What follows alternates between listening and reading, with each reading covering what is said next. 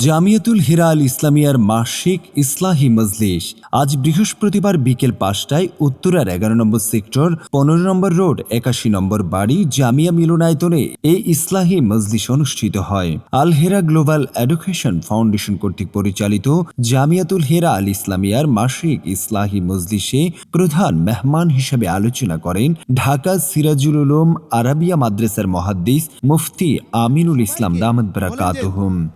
তোমরা আমাকে যদি ভালোবাসতে চাও মুহাম্মদুর রাসূলুল্লাহকে ভালোবাসো। কুল ইন কুনতুম তুহিব্বুনাল্লাহ ফাত্তাবিউনি ইউহিব্বুকুমুল্লাহ। তো মুহাম্মদুর রাসূলুল্লাহর অনুকরণ তারাই করবে যারা মুহাম্মদুর প্রধান রাসূলুল্লাহকে মেহমান ভালোবাসে। হিসেবে আলোচনা করেন ঢাকা উত্তরা দারুল আরকাম আল ইসলামিয়ার মুহতামিম মাওলানা সানাউল্লাহ আজহারি।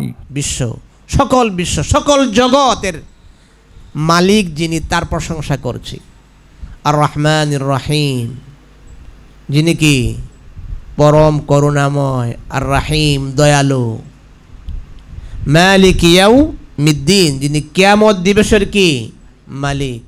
সভাপতিত্ব করেন তামিরুল মিল্লাত কামিল মাদ্রাসার সাবেক আরবি প্রভাষক আল হেরা কিডস হ্যাভেন এর প্রতিষ্ঠাতা প্রিন্সিপাল জামিয়াতুল হেরার মুহতামিম ওস্তাজ মাওলানা জাফর আহমদ মজুমদার। এছাড়া উপস্থিত ছিলেন আল হেরা কিডস হ্যাভেন ও জামিয়াতুল হেরার শিক্ষক বৃন্দ। এ সময় বক্তারা শিক্ষার্থীদের আদর্শ মানুষ হিসাবে গড়ে তোলার প্রয়োজনীয়তা, ইসলামী আদর্শে জীবন গড়ার গুরুত্ব এবং দ্বীনি শিক্ষার পাশাপাশি নৈতিক উৎসুক ও অর্জনের উপর গুরুত্বারোপ করেন।